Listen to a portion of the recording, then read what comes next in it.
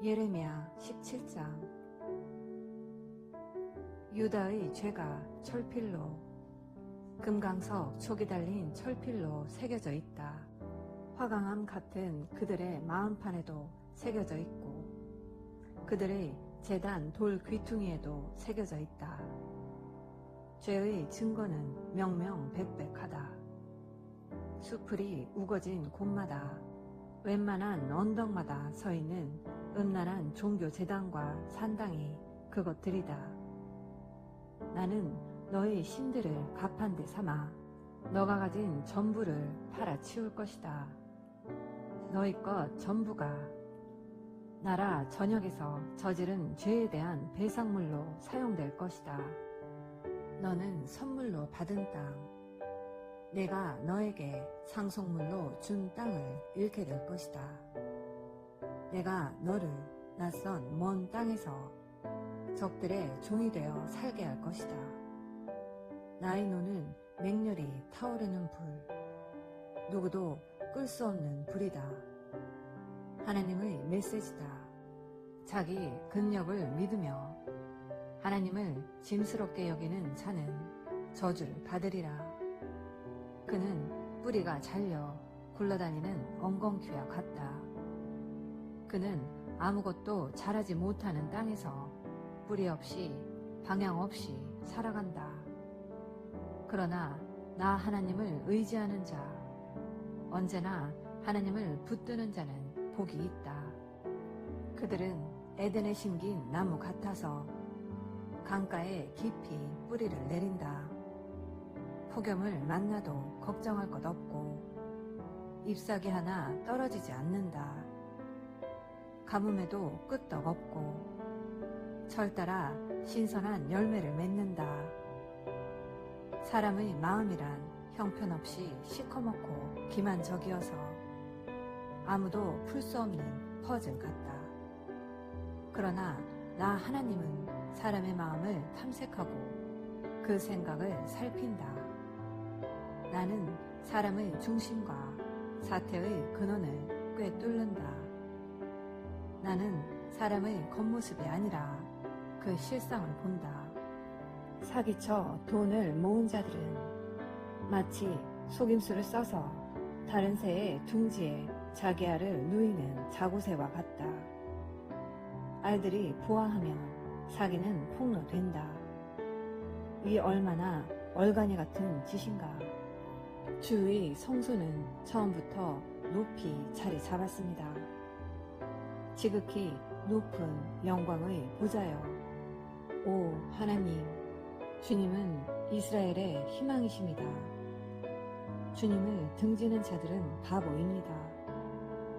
생수의 근원이신 하나님을 버리는 자들은 결국 아무 열매 없는 인생으로 허무하게 죽고 말 것입니다. 하나님, 다시 세워주십시오. 저를 다시 일으켜 세워주십시오. 주님은 저의 찬양이십니다. 그들이 제게 하는 소리를 들어보십시오. 그래, 하나님의 말씀이란 게 대체 어디 있지? 우리 눈으로 볼 수 있게 해줘 보시지. 그래도 저는 재앙의 날을 청하지 않았습니다. 환난이 닥치는 것을 바라지 않았습니다. 주께서는 제가 한 말을 다 아십니다. 주님 앞에는 모든 것이 공개되어 있기 때문입니다. 이제 더는 제게 괴로움을 주지 마십시오. 부디 한숨 돌릴 수 있게 해 주십시오.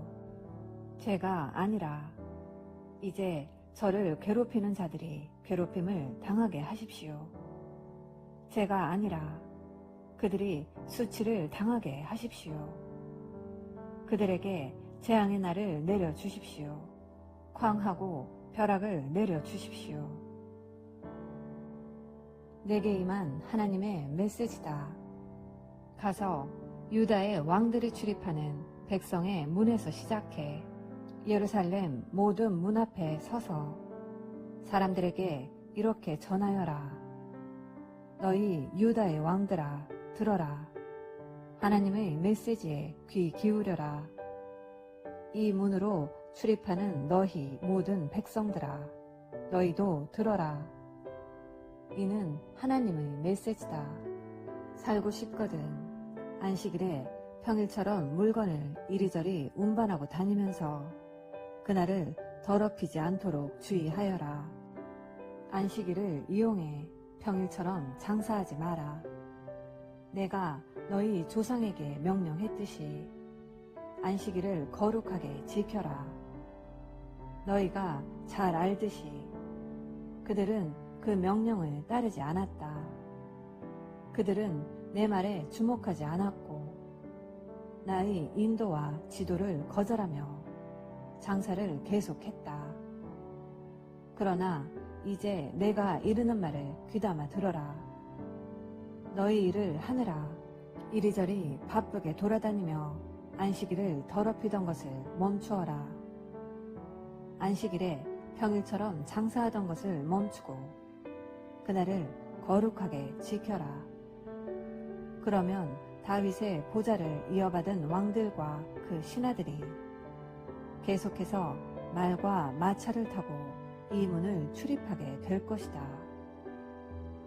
유다의 백성과 예루살렘의 주민들도 계속 이 문으로 다니게 될 것이다. 예루살렘이 늘 사람들로 북적거릴 것이다. 유다 넘어 사방에서, 베냐민 지방에서, 예루살렘 교회에서, 작은 언덕과 산과 사막들로부터 사람들이 몰려올 것이다. 그들이 온갖 종류의 예물, 짐승과 곡식과 향료와 감사 예물을 들고 하나님의 성소에 들어와 경배를 드릴 것이다. 그러나 너희가 내 말을 거역하고 안식일을 거룩하게 지키지 않으면 안식일을 이용해 자기 사업을 하던 것과 분주하게 도성문을 드나들며 자기 일을 하던 것을 그치지 않으면 그때는 내가 이 문을 모두 불태우고 무너뜨릴 것이다. 아니, 궁정과 도성 전체를 불태우고 허물어버릴 것이다. 그 무엇으로도 끌 수 없는 불로 그렇게 할 것이다. 아멘. 오늘은 예레미야 17장 말씀을 함께 묵상하였습니다. 유다의 죄악이 마음판과 제단불에 새겨질 만큼 깊이 뿌리 내렸으며 이는 우상 숭배와 하나님을 떠난 결과임을 깨닫습니다. 하나님의 심판의 메시지에 대한 사람의 반응은 두 가지로 나타납니다. 첫째는 사람을 믿고 혈육으로 권력을 삼고 마음이 하나님에게서 떠나는 것인데 그 결과는 저주입니다. 둘째는 여호와를 의지하는 것으로 그 결과는 복입니다. 전자는 사막에 버려질 것이고 후자는 모든 어려움을 견뎌내고 결실할 것입니다. 여기서 선지자는 하나님께 터져나오는 고백을 하지 않을 수 없습니다.